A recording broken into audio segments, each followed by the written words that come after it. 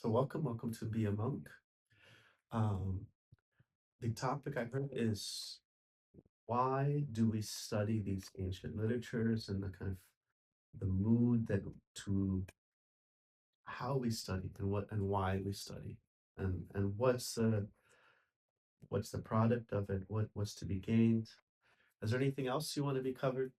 Adai Prana. I think this is good. Okay. You want to know anything else, Anthony? Um, Maybe it has to be good and not good. Okay. So first, if you could imagine a very uh, wealthy family, what would you say? Like, what are the what things like a very wealthy family would have? What are Mm, Resources, what kind of resources? money, homes, Homes, yeah. bank And say accounts. they have children. Um, they have like butlers. They have like people who take care of the children, au pairs. They have nannies and such. And so Privilege. privilege. And so uh, one of the children of this very wealthy family, um, one of the nannies is trying to explain to the child like, oh, you always should be have some gratitude for your parents, your father and mother, because it's because of them that you have food in the fridge. And the kid's like, I just get food. It's in the fridge. It's not because of them. Well, if I want to get food, the fridge is the source of it. I just open the fridge and I grab it, and then there's food there. And they don't understand like the grander scheme that there's somebody who puts food in the fridge, and there's someone who pays that person to put food in the fridge, and then there's someone who pays that person, pays all the staff, and then there's someone who pays that person who arranges everything. And so one of the first things, not first things, but one of the things that Krishna explains to Arjuna is that to understand the deepest truths of the Bhagavad Gita, one has to have this mood of anasuya, which means non-jealous, non-hostile, that we actually want to connect. Just like if a parent is telling a child, I'm there for you, and the child is in the kind of hostile mood. He's like, I don't need you. I don't know what I don't need you. He's like, no, I'll take care of you. I'm here for you. And actually everything that how you're surviving right now is all due to me. I'm doing all of it already. I just want you to know that I'm there for you. And so this mood of anasuya. So in the beginning in the introduction of the Bhagavad Gita, Srila Prabhupada says that when we approach the Bhagavad Gita, we should approach it with at least theoretically, this is the supreme, this is the source of everything, this is God speaking. It's not um, a call to blind faith. Um, we have this word shraddha, which is often translated as faith, but it's kind of like a very small f faith, very light faith. It means just a willingness to participate, willingness to experiment. Like if I tell you that if you take the A train, it will take you to West Fourth. You say, I don't believe you. I don't believe. I say, look on the map. I give you like very reasonable uh, presentation. And this goes from White Skimmer or J Street Metro Tech. Then it goes to what's after J Street Metro Tech? York Street, High Street. High Street, High Street, yeah. And then it's in Manhattan after that. And then just a few more stops. You are at West Fourth. So I have reasonable information. There are others who've even taken that train, said, "Yeah, I took that train. It took me to West Fourth." You're like, "No, leave you."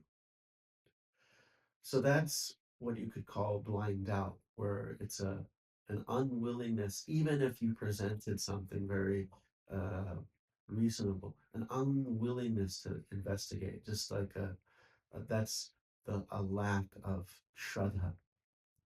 But a shraddha means this trust or faith means just to let me participate. Let me at least theoretically see if this is true. Then um, if Krishna is God, how does it all add up? Like at least even the conception of it, does it all make sense if there is a God and that God is a person? And then even after that, if it's even if it's conceptually true, what is it, its application, is that true? When I apply it, does it actually produce, is there some type of result that comes from it? Is there some type of awareness or some type of change in my consciousness? For example, what are some things that happen to you when you eat food? What are the results? You get nourished. Not you and I, you know. Sorry. When I eat food, I haven't really realized actually. When I eat food, what happens to me? I know when I eat food before I go to sleep, I wake up lazy. I wake up tired. So if you were to ask like a 6-year-old, what happens when you eat food? What are they gonna say? I wouldn't know because I don't have any kids. You taste it, Okay, taste it. What else? you get some energy, some nourishment. But wouldn't it depend on the kind of food you eat Yeah, as far as the energy? yeah. But you do get some nourishment that provides, that's in the future, and you might feel some lethargy if you're not eating the right thing at the right time. Then all your you go to sleep and your everything is meant to go to sleep. Even your digestion's meant to go to sleep. And it does. It really, everything stops and slows down. But then if your digestion, if there's food in your stomach, then what happens is that that food becomes what is called, not amla, but mala. Mala means toxin. It becomes more of a waste product. It doesn't digest properly and it can become more taxing on the system. Um, but when food is digested properly, it's what it gives. What's what you survive on. It's what gives you your energy and your development. And then what else happens to you when you eat food? Something goes away. What's that? Um, Something goes away when you eat food. oh, oh, I know the word for it. It's a sense thing, right? It's like Hunger. hunger, right, right. Yes. Yeah. So, um, just as you're eating food, your hunger is diminished. There's some nourishment that's taking place, and there's taste that's happening. Similarly, when one is practicing bhakti, there is also experience of hunger going away, a reducing of material desires, a type of awareness as compared to nourishment. You become more aware of things, and that inspires you, just like nourishment gives you energy. And you're also experiencing the pleasure of just love itself, loving Krishna. And so that's like compared to taste. So these three things happen with each bite of food. And so similarly, these three things happen with each step in bhakti. And so Prabhupada says we should at least theoretically have that mood that, I don't know if there's a God or there's a, but let me just have this mood of theoretically accepting to have a proper mood of investigation. So this is called pariprashnena sevaya. Sevaya is that mood of service. seva, and pariprashna. Prashna. Hada, you have any prashnas? Prashnas? So prashna means question. Even though they don't, they're spelled completely different. If you say it, it even almost sounds like question. You have any prashnas? It sounds like totally, it's spelled completely different, but somehow fits. So it means question. And pariprashna means, pari is where we get, in the English, we have like periscope, periphery. It's the root that means around. So all around, we shouldn't, it's saying we should use our intelligence. We should question, but in the mood of understanding of service. You know, just like if there is some conflict, if you the only way you can understand somebody is you tone down the kind of assumption, oh, the person is bad, they're evil, they said this because of that, and maybe try to understand what they're saying. Like you know, and all around the world, so much political conflict, and they say, so what you're saying, people will say, and they're like, no, that's not what I said. And the other one says, no, but what you're saying is, and it's not even a true representation of what they're saying. So even on a personal level, we have to learn how to um, approach in a mood of trying to understand what the person's saying without this hostility. So pariprashnena sevaya. So in English, you could say, I think I have a slide for that. Let's see. Dun, dun, dun. I might have a slide for that. In English, there's a saying. Um, no, I actually made this saying. Is blind faith is having an answer. You believe something, but you're not welcoming questions. You're not using that critical intelligence. You just blindly believe something without having a uh, really deep intellectual understanding of the subject, and not welcoming any prashna, any questions of it. So it's not like not questioning yourself basically, right? Yeah, you should question. You should ask. You shouldn't just blindly accept something. You should, you find Arjuna's in our Bhagavad Gita. He's constantly asking questions. He says, Krishna, what you said to me, I find confusing. Explain this. And he says it's confusing. Krishna doesn't say tell to Arjuna. He never says, well, you just gotta believe me. I said it. It doesn't matter if you have a question. You just gotta believe. No, Krishna kindly answers all the questions. And at the very end, Krishna says, you know, if you have all your questions answered, as all your doubts cleared, as everything become very full of clarity. And then, so blind faith is having an answer, but not accepting questions. And then blind doubt is having questions, but you're not really looking for an answer. So you say maybe someone who's a staunch atheist, and they may come to the temple and ask many questions, but not in the mood of seeking the answer. Just throwing questions, maybe to express their ability to argue, or to um, the pleasure of defeating their opponent, but they're not really looking for the answer. So in the Bhagavad Gita, Krishna says in the 10th chapter, Vada Pravadantam Aham. And I do you know what this one means? Vada Pravadantam Aham. Whether talk or speech, maybe. So this Vada is referring to um, a particular uh, type of dialogue. You have what is called um, Jalpa, Vitanda.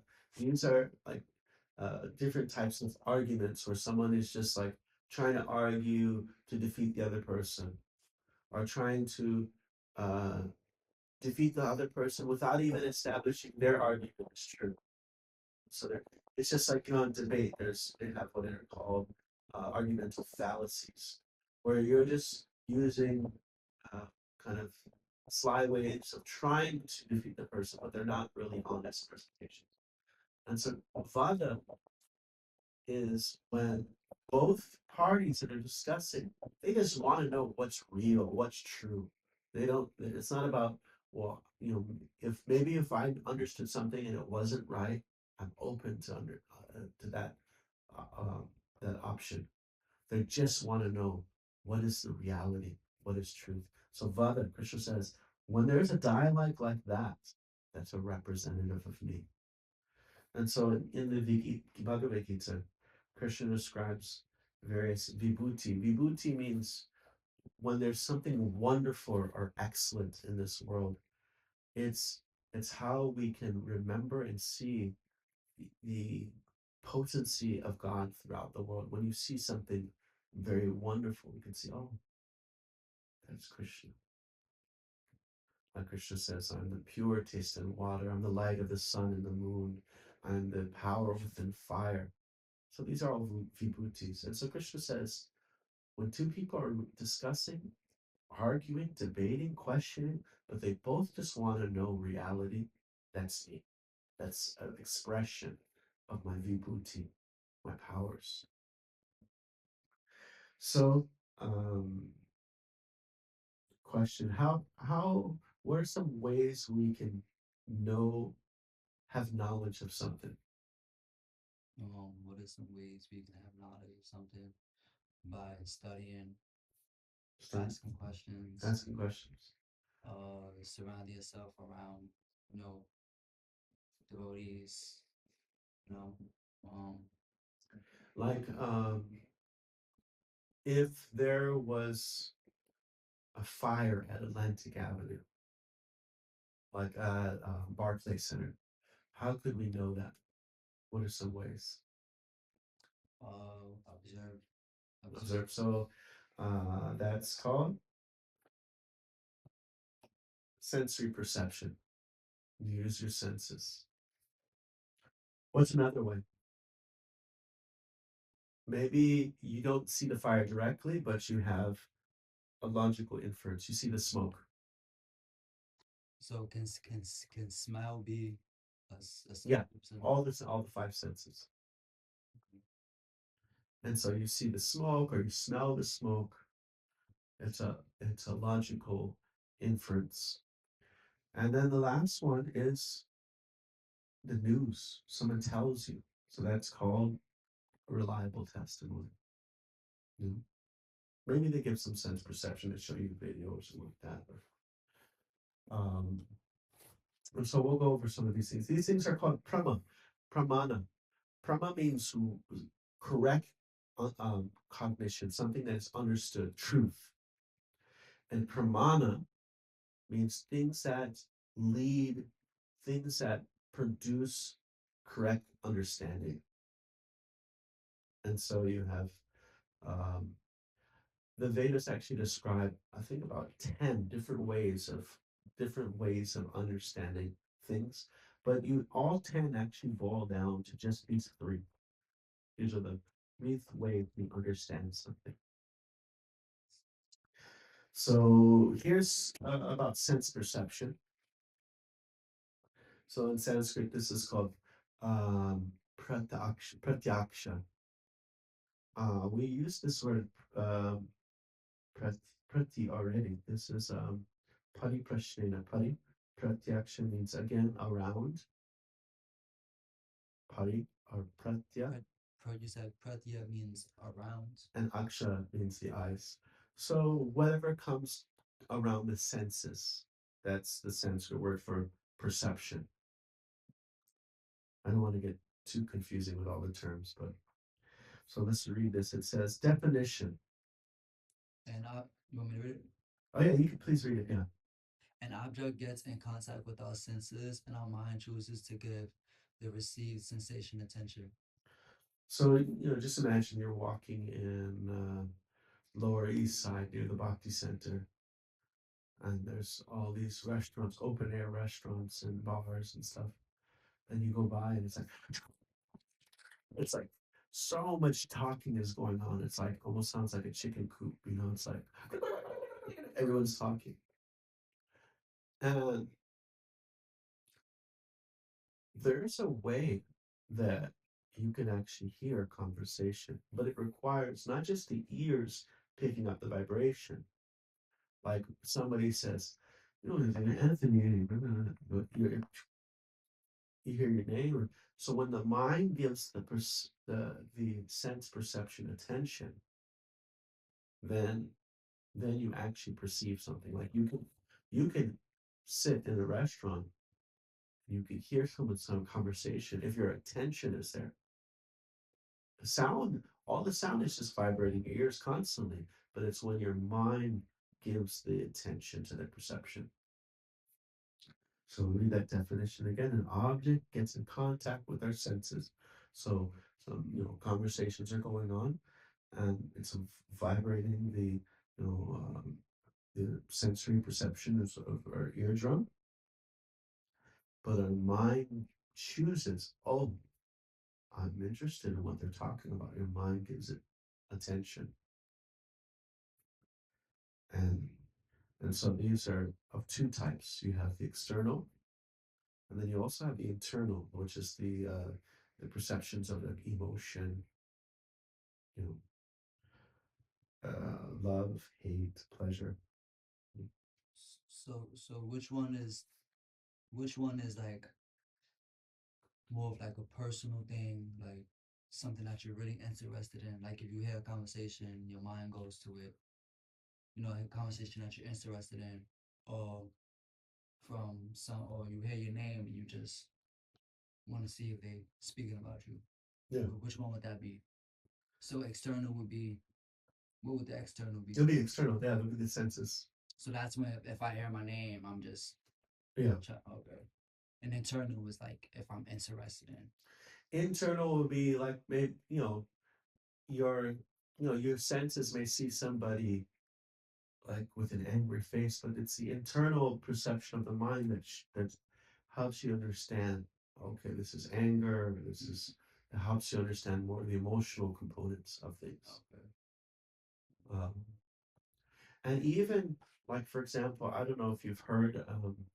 There is this number 6 podcast in the world called the Telepathy Tapes. Have you ever heard that? No. And it's specifically about nonverbal autistic children I remember one of the classes you was talking about it. that have perception, like they can perceive things on a very deep level. I think you were saying it. The scientists think that they're like telepathic or something like Yeah. that. And so they can communicate emotions and messages, but it's not through the external senses, it's with the internal mind.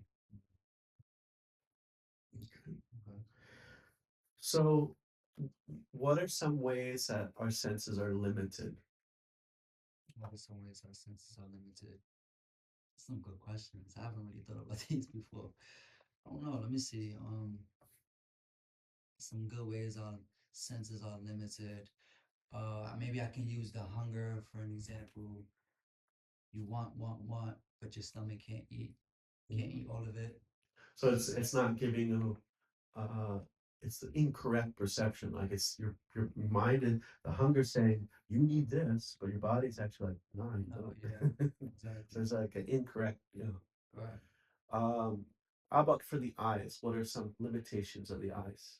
Um, we may think we may think that someone is homeless because I don't know. I'm trying to think. 'Cause I never really thought about these. We can say our eyes may think that someone is homeless because of how they dress, but they won't be. They're not. Yeah. And sometimes you have like billionaires that dress, they're not dressing all flashy. They're like That very simple, just or wearing some or t-shirt or or you can use you may think a billionaire is happy because he has all that money, yeah, but deep down inside, yeah. they're not. Now, just these are what you mentioned so far are the senses using in connection to the mind, like and how we interpret things. But just the eyes itself, without the interpretation, without how we interpret what we see, just the eyes itself, I can't see millions of miles away. You know? If you're, if you're on the moon, I can't see you on the moon. If you're in a mountain, I can't see you on the mountain if you're thousands of miles with my eyes. And I can't see millimeters away. I can't, if I close my eyelids, I don't see the cells on my eyelid. So I can't see so far. I can't see so close. Or you can even use when we close our eyes. We can see. Well, you can't see without light. I can't see anything. Um, then if we learn through like science that our spectrum of light, I can't see infrared, I can't see ultraviolet. There's so many other light waves. I'm only able to see in this range, you know, and the varieties there. I'm not seeing like the bugs maybe the bees they're seeing ultraviolet, they're seeing other things, or my nose. I may the ability of range and um, of different types of smells and the details of that smell. I don't know as well as like a dog. You know, a dog can track people for miles. I can't. You know, couldn't. I could. I would. Impossible for me to find somebody through my nose. Totally impossible. You know. So like this, we have limited senses. So here's some limits or the senses. Um, First, they have to work. Then there's a thing where we look at something and the senses see something, but then our mind translates that in the wrong way. And so you have so many examples of like illusions where it says like, um, you've probably seen those. There's many pictures. Like if you look here, you'll see dots, but it's just the way it works with our mind. Or if you look at this picture upside down, you see a woman. If you look at the other way, you see a young woman, or you see an old. We don't see everything. We just see according to how our mind has been programmed. For example, we may see at night a rope coiled up, like sacred in here. We might think it's a snake. That's the illusion. But I see our eyes are seeing, but our mind is translating it. It's taking in information, giving us something else. Um, Also, another thing is we can only see right now. We don't see the past. We don't see the future with our eyes. And it also, the senses must also use the other one, logic. Like if you don't use logic, how big is the sun? When you see the sun, it's only that big. So if we don't use intelligence, it's like so just the senses alone, it's limited. We can't really understand. And material senses can only experience material things. Like I'm not seeing the soul. I'm not even seeing the mental or astral body. I'm just seeing the physical body, the physical eyes. Um, so the next source of knowledge is called logic, logical inference. It's also called Anuman. And basically, logic means you take something that you observed or you heard somebody observe. You take information, and with that, if you see Like, for example, if you lift something up and let go, it falls. Lift something up and let go, and then you see, oh, this happens, then you can logically understand that there is a force, or there's if something doesn't have a support, it falls down because you just see it happen repeatedly. So that's just logic means where you see something, and then with that you make a what is called a generalization. You want me to read it? Yeah, go ahead, please, please. The mind attempts to know what is beyond the reach of the senses, based on repeated general experiences, both personal and from testimony. One arrives at a general principle. Okay. So, for example, general principle could be if something doesn't have support underneath it, it falls. But then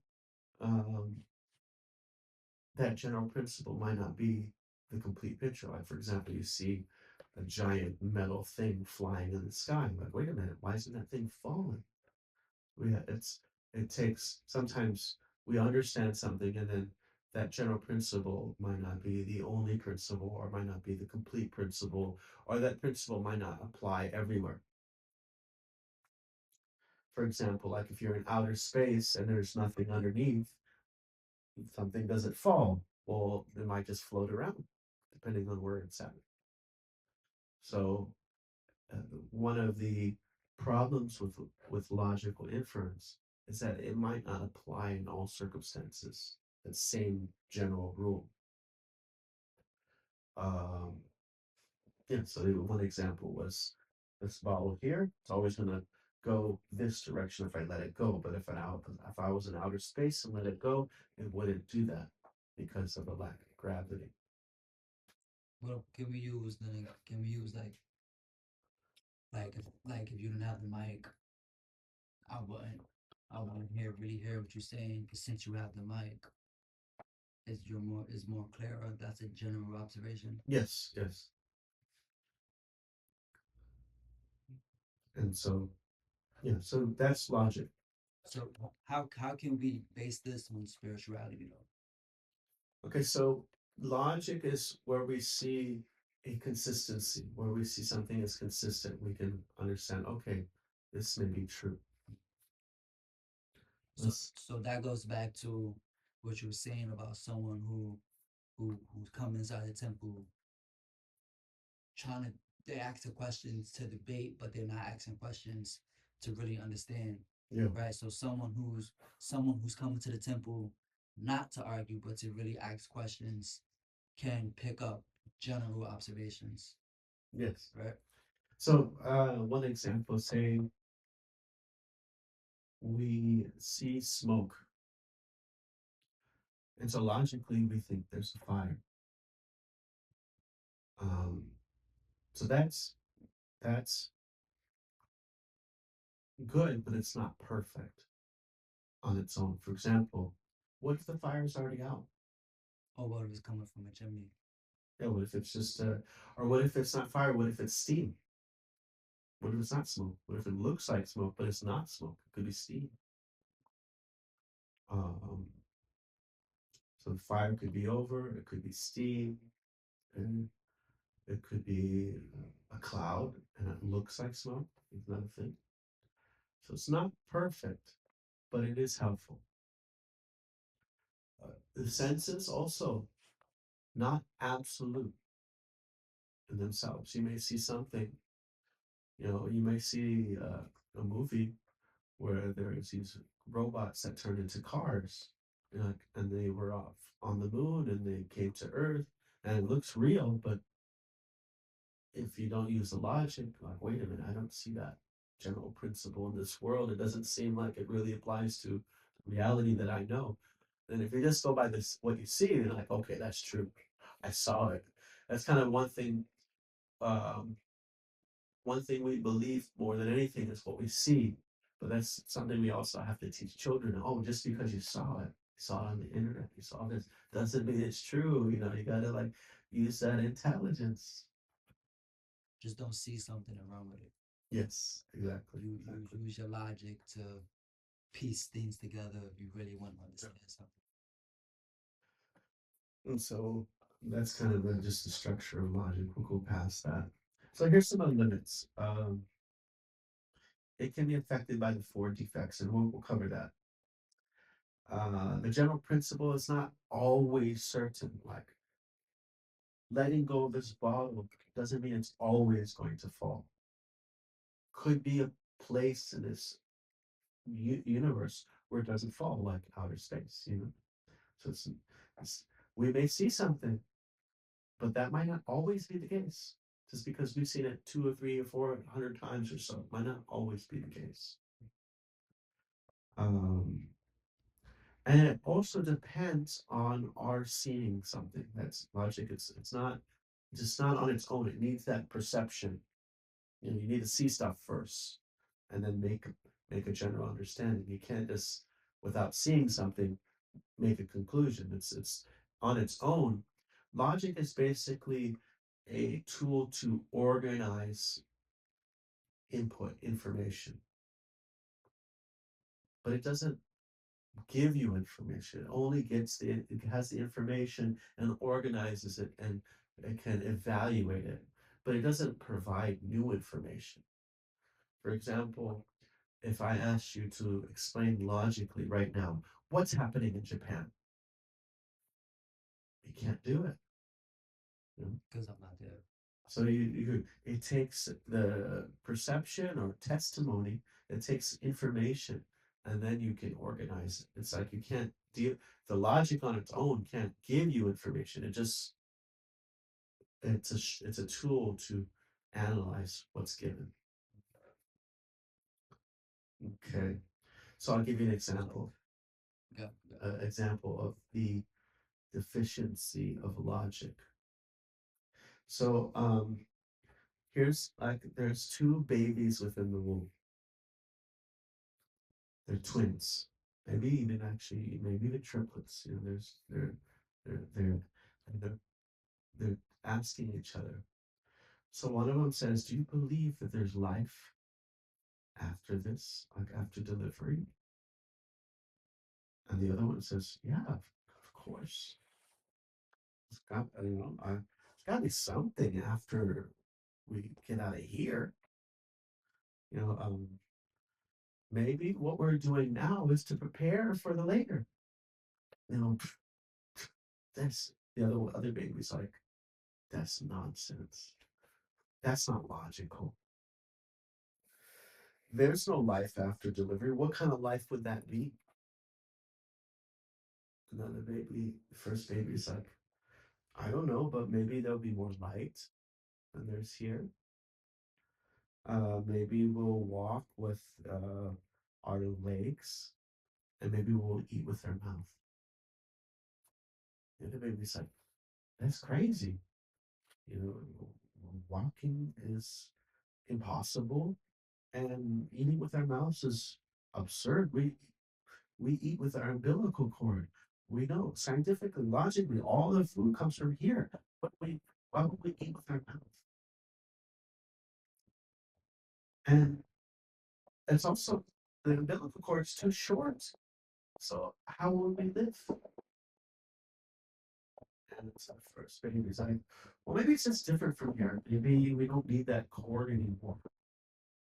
And then the other baby said, "Well, if there's life after delivery, why haven't I seen anybody come back? You know, We mean come back. like why hasn't anybody come back into the womb? Mm. You know, say there were triplets and the first one is born and the other two are still talking. Why doesn't he come back if there's life? He's gone. He's dead. That's the end of life." And so the baby's like, "Delivery is the end of life. It's nothing after darkness, silence, oblivion." He's probably gonna have the second baby believe him. The third baby. Uh, and then the first baby said, "But you certainly will meet mother and she'll take care of us." And the second baby's like, "You believe in mother?" What? I don't see her.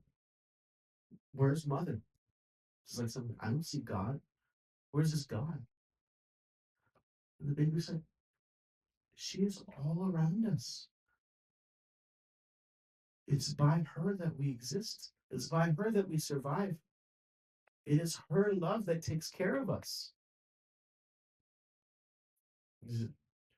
And so the second baby is like, no, I don't see her. It's only logical that mother does not exist.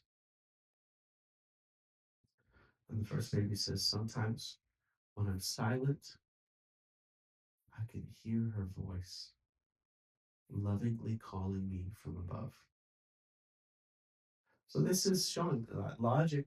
The baby, it certainly there is a mother, but he doesn't have that perception. He may understand intuitively from within the heart, but just the senses and logic is not going to show everything. Um, for example, this is a painting by Michelangelo. This is in the Sistine Chapel.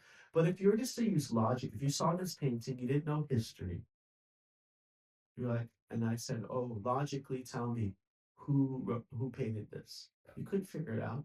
If I said, oh, what country was he from? Where did he, what color is his eyes?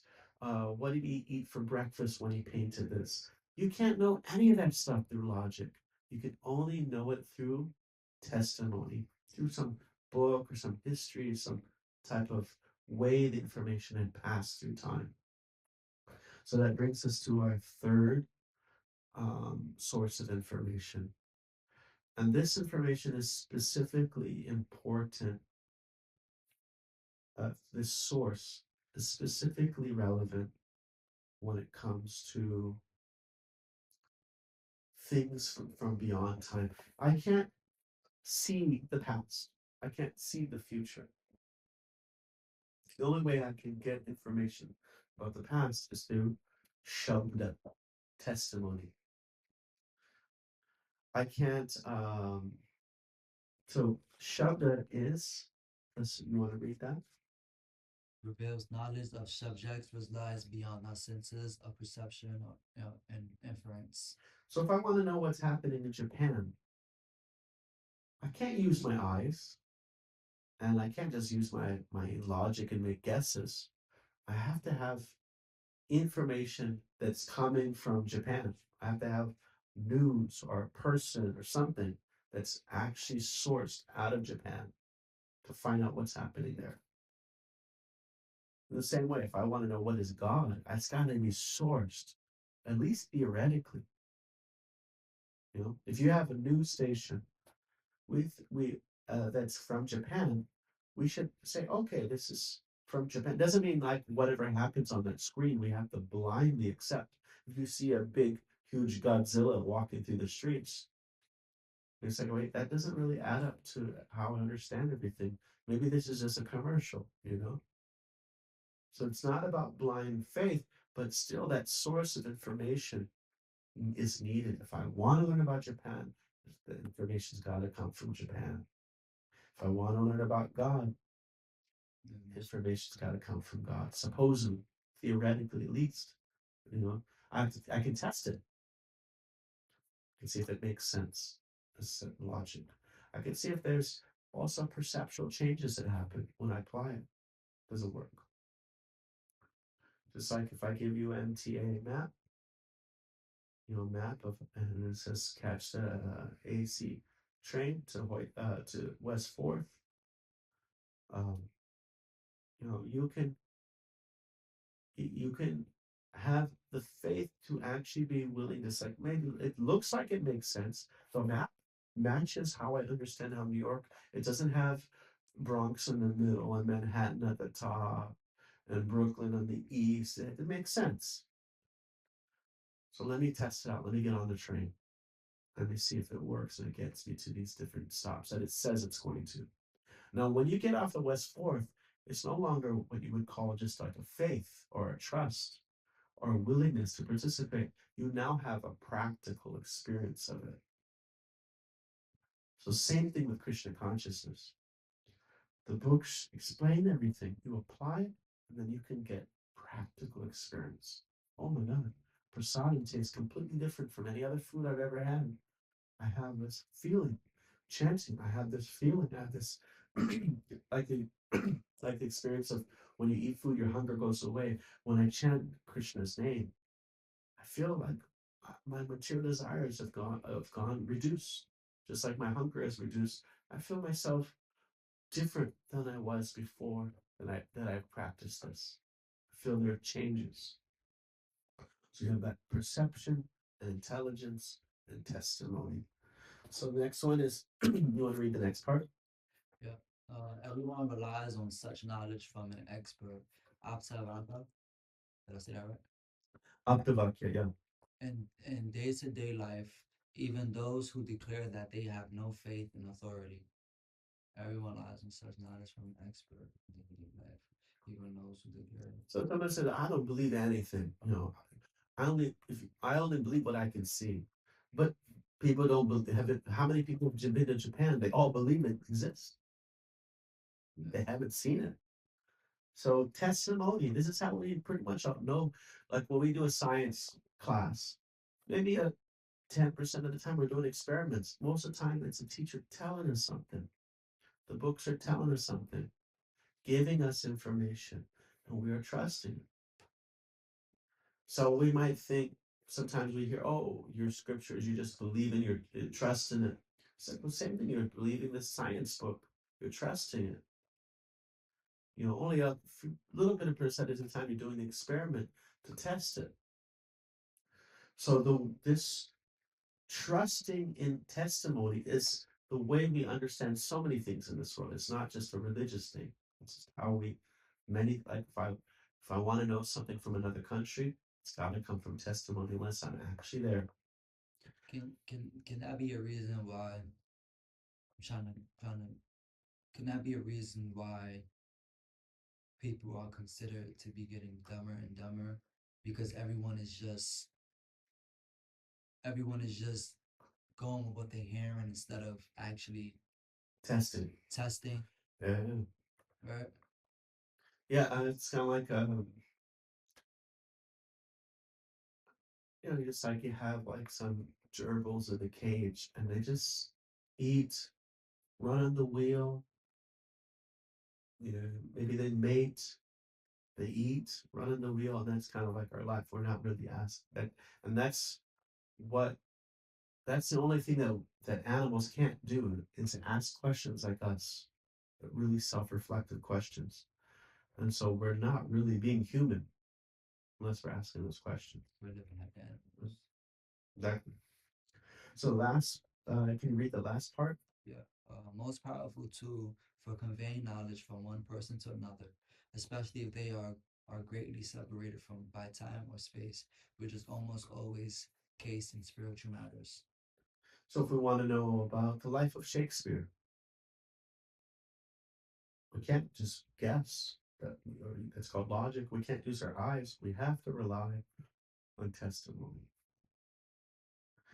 So testimony, just like the senses, just like logic, each one of these things has some element that it shouldn't be just accepted on its own.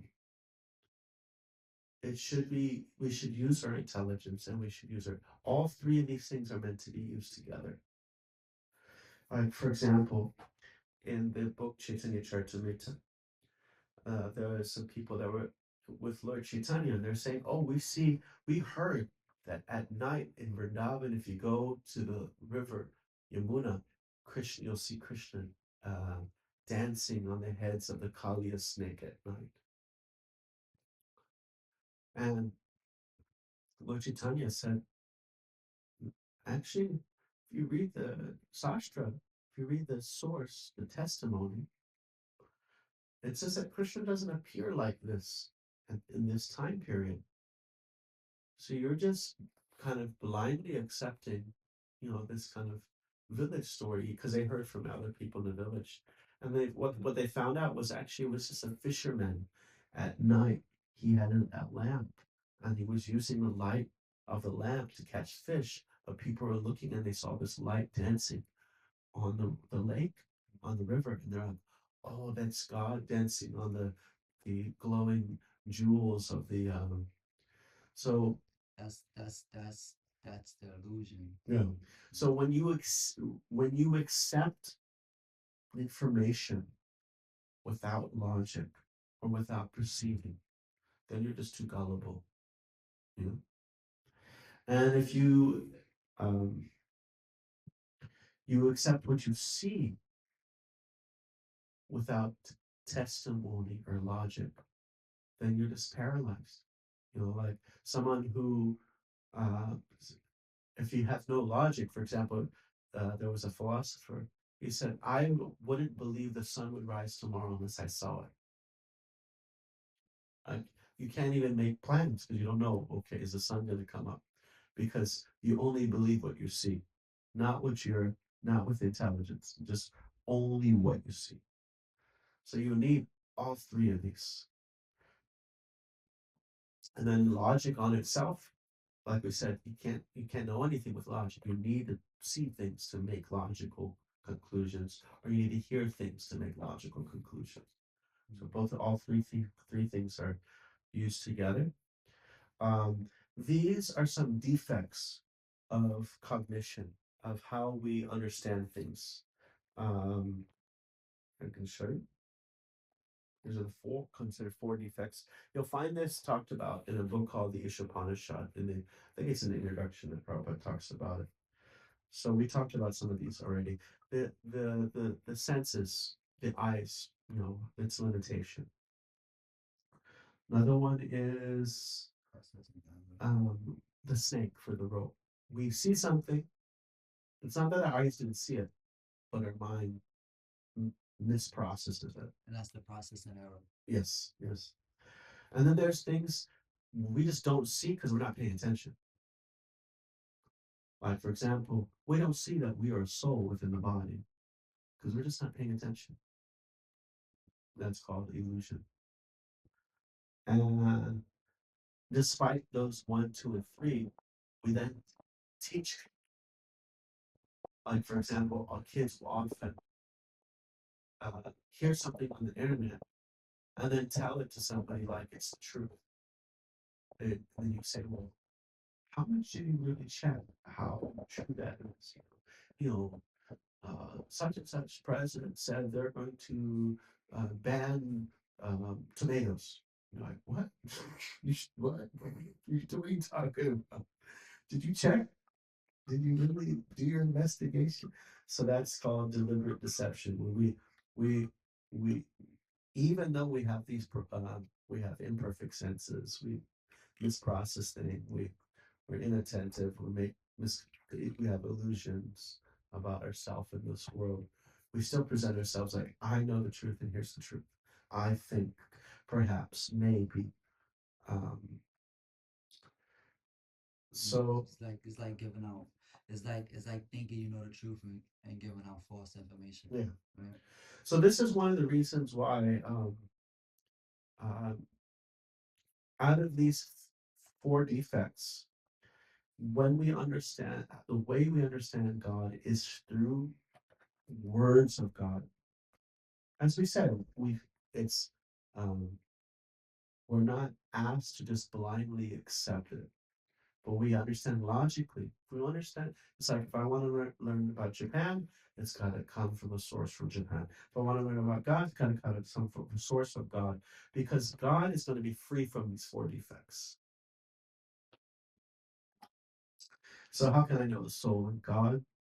Um, it starts like, for example, say you're in a maze and you find this paper. You just like woke up one day, you're like, how did I get here? I don't know how I got here. And then you see this paper. Um, and you're running around the maze like crazy. You can't find a way out at all. But then you start to, when you see the paper, when you first saw the paper, you thought it was just meaningless. You start to think this is my way out. But then you start to question, maybe there's some meaning that maybe I should look into this. maybe I should investigate this. Just like, um, you know Morse code. You ever heard of Morse code? No. So Morse code is like how they used to communicate um, before they had telephones. They used to do beep beep beep beep beep beep beep beep beep beep beep beep beep beep. Like you've ever heard of SOS? SOS is the Morse code for help. So it's three short beeps, three long beeps, three short beeps, and so the beeps are people know they hear the beeps and they know it's this letter. It's kind of like sign language. I forget A B C D. I don't know sign language. So if you saw somebody speaking sign language and you never heard about sign language before, you might just think, what's wrong with these people with their hands? Why are they doing that? But then if you started to in question and investigate, well, maybe it's like talking. Maybe without their mouth, maybe they can't hear. So maybe they're communicating letters with their hands or phrases or words with their hands. The only way you could figure out what they were talking about is you first started to question and think that maybe there is meaning. Without that mood of thinking maybe there is meaning, you would never find the meaning, isn't it? Mm. I'm sure if you watch hours and hours of sign language with like or maybe a video of like maybe a person speaking and then a sign language, maybe you would start picking up, oh, this means question or this means you start picking up things. Just like if you watch, some uh Japanese anime and it says baka dumb, dummy, you start to pick up. Oh, you start to make the connection. But it only works if you don't think there's just meaningless and that you actually think there's something to be found. And so, as Prabhupada says in the Bhagavad Gita, we have to at least theoretically understand this to be Krishna to be God. We have to at least have this mood that there is meaning there to to be able to have to be situated in a position that we can actually investigate and find things. You know, otherwise we'd see language and say, "Oh, these people just have something wrong with their hands." We wouldn't be able to figure out anything. So when you assume meaninglessness, it leads to no discovery. If you think there's nothing, there's no God, there's nothing, then you won't be able to be in a position that you can find out anything. It starts with to assume that not assume, but be open to the idea that there may be meaning behind things. Okay, and what else do I have? I have that quote there. Have an answer and avoid questions of blind faith. Do have questions, but to avoid answers, blind doubt. No, I was just gonna read it. Okay. This is a famous quote by George Harrison. Um, Proof of the pudding. So if I said I have some like lemon meringue pudding, and it's um, very good. It's kind of has like a hint of vanilla. Or if I say this honey is from bees that were near a lavender farm, and it has like a lavender honey taste. The only way you would know is not by looking at the bottle, uh, guessing. You have to try it. You have to taste it for yourself. So this quote, proof of the pudding is in the eating, George Harrison. So we have to begin to try. And then Bhagavad Gita teaches that the fast track of understanding is devotion. Because when we try with devotion, when we try with a mood of trying to understand God, with the approach of I want to love you, then God responds with love. He actually comes to reciprocate. That's what's described in Bhagavad Gita chapter 4. That Krishna God simply just reciprocates to with what how we approach him. If you say there is no God, then he says, okay, I won't be there. You don't want me, I will hide my existence from you. I'm all around you. You're like a fish in water, and I'm the water. But still, you'll be that one fish that says, what's water? You won't even know that it's all around you. Just like the mother, the baby within the womb, you won't see it. Bhakti is can be directly tasted, so it's that perception. Remember we talked about you get it's not just um, in bhakti is intelligent and Krishna consciousness is very comprehensive. It, uh, every question you have related to Krishna, you can get very comprehensive answers. And it is the essence of all the sacred literature. It's the essence of all testimony. So we said perception, logic, and testimony. Krishna consciousness or devotional services is the culmination of all three of those. Put together. So that's it. I'll just see if there's um, any remaining questions or comments. Um, maybe about like the senses and stuff. Those you guys asked me some good questions that I haven't really actually really thought about. Like I haven't really thought about. Oh wow, the senses are limited. So can these be ways of like as far as with the senses, right? Can when we control our senses, can this be ways for us to understand the three modes of nature? Absolutely, yeah, yeah. Right?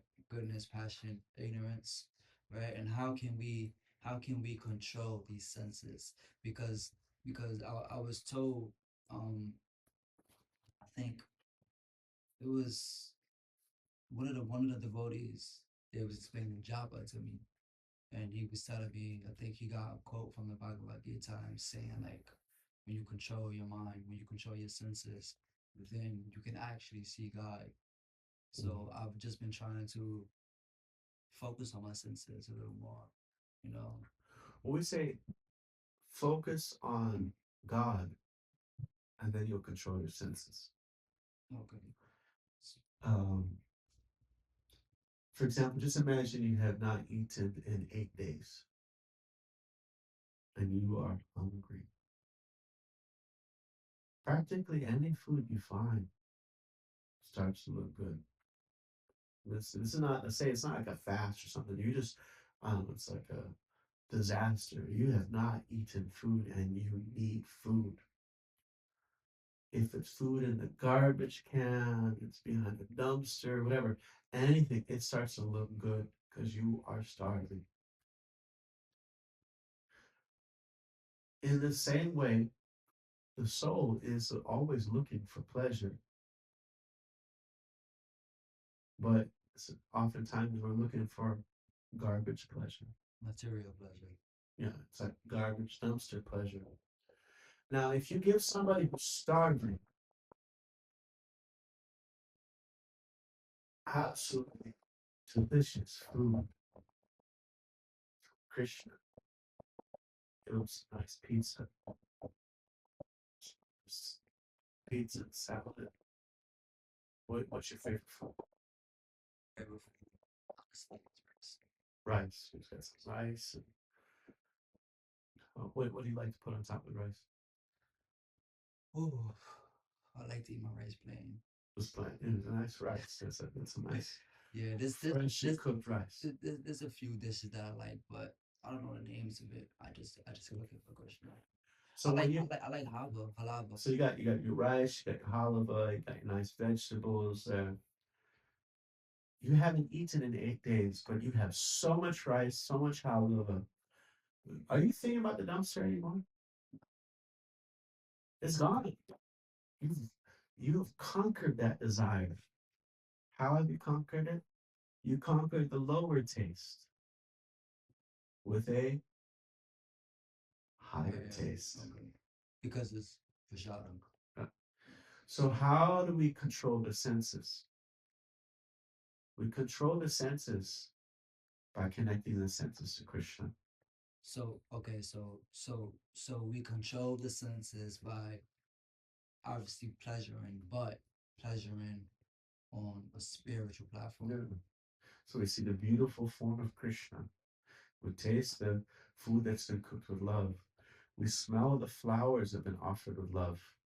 We hear. So all the senses are being engaged. It's not cutting off the senses. We're just giving the senses something more juicy, more tasty than what this world has to offer, and that is Krishna. Cause I realized like when I when I um when I picked up the practice more, I started to be like really aware, and I realized that the senses they control this world. Yeah, yeah, absolutely. They control this world, and I I I don't want to fall into the trap of Oh, having my senses control me and having me fall back into thinking I'm the one who's really dictating, but essentially I'm not. yeah. You know what I mean? So, like, if you have somebody who's going and eating out of the dumpster, the the solution is not telling him, "Hey, that's nasty." The solution is giving him some prashad. Yeah. So if our senses are controlling us, the solution is to give ourselves more Krishna, more sensual experiences of Krishna, hearing about Krishna, tasting food that's been offered to Krishna, smelling flowers that have been offered to Krishna, seeing the beautiful deeds of Krishna, And and, thinking and, about and thinking about Krishna with that. So that's the mind, that's the sixth sense. So all these senses become engaged, and then we were like, oh, I don't want the garbage anymore. You can't go to the person who's in the garden and say that's nasty because the we want to eat, we want to taste. You just only can give them something better. So people in this world they're controlled by their senses, and we could point that out, but then they'll be like, "Well, it's all I got." It's like, "Well, here, try this out. This is better." You know, okay, okay. That's really all I had. Cause like I said, I've been trying to study the three modes of the nature, that's really yeah, it's really good. and I've been and this class kind of helped me out because it's just giving me a better understanding that it's not just the three modes of the nature; it's your senses plus the three modes of the nature. Correct. Correct. Yeah. And well, three modes are like they're they're the ropes that bind us. The modes are actually the word called guna. Another meaning of that word is a rope. So aside from guna, it's like you're tied with one rope. Right. You got a little flexibility. You got some freedom there. You got two ropes. Oh, you're really bound up. With three ropes, you got no freedom.